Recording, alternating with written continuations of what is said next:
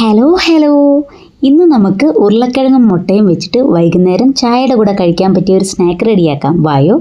ആദ്യം ഉരുളക്കിഴങ്ങ് കുക്കറിലൊന്ന് നമുക്ക് പുഴുങ്ങിയെടുത്തിട്ട് തോലൊക്കെ കളഞ്ഞിട്ട് ഇതുപോലെ സ്മാഷ് ചെയ്തെടുക്കാം.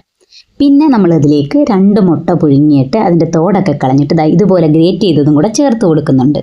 ഒരു പച്ചമുളക് വളരെ തിന്നായിട്ട് അരിഞ്ഞെടുത്തിട്ടുണ്ട്. അതിൻ്റെ അരിയൊക്കെ ഞാനൊന്ന് കളഞ്ഞിട്ടുണ്ട്. പിന്നെ കുറച്ച് ചില്ലി ഫ്ലേക്സും ചേർത്ത് കൊടുക്കുന്നുണ്ട്. പിന്നെ നമ്മുടെ ഒരു ചീസ് ഇതുപോലൊന്ന് ഗ്രേറ്റ് ചെയ്തത് അതും കൂടെ ചേർത്ത് കൊടുക്കുന്നുണ്ട്.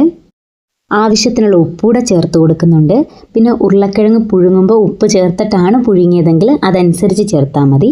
പിന്നെ 1 ടേബിൾ സ്പൂൺ ടൊമാറ്റോ സോസും കുറച്ച് ഗരം മസാലയും കൂടെ ചേർത്തിട്ട് നന്നായിട്ട് നമുക്ക് മിക്സ് ചെയ്തെടുക്കാം. നന്നായിട്ട് കുഴച്ചതിന് ശേഷം നമുക്ക് ഇഷ്ടമുള്ള ഷേപ്പിൽ നമുക്കിത് കയ്യിൽ വെച്ചിട്ട് ശരിയാക്കിയെടുക്കാം. കയ്യിൽ കുറച്ച് എണ്ണ തടവി കൊടുത്തിട്ട് ഇഷ്ടമുള്ള ഷേപ്പിൽ നമുക്ക് ആക്കിയെടുക്കാവേ.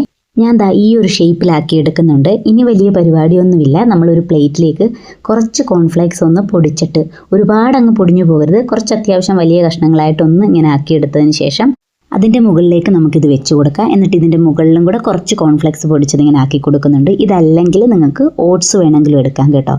എന്നിട്ട് നമുക്കിത് കുറച്ച് എണ്ണ ഒഴിച്ചിട്ട് 1-2 സൈഡ് ഒന്ന് ഫ്രൈ ചെയ്തെടുത്താൽ മാത്രം മതി.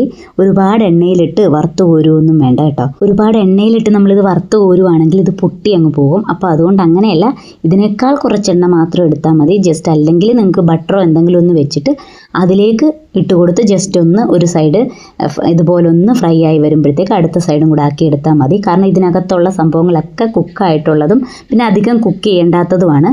അപ്പോൾ അടിപൊളിയായിട്ടുള്ള ഒരു സ്നാക്ക് ഇവിടെ റെഡി ആയിട്ടുണ്ട്. റെഡിയാക്കി കഴിച്ച് നോക്കിയിട്ട് ഫീഡ്ബാക്ക് അറിയിക്കുക. പുതിയൊരു വീഡിയോ ആയിട്ട് വീണ്ടും കാണാം. അതുവരേക്കും ടാറ്റാ, ബൈ ബൈ.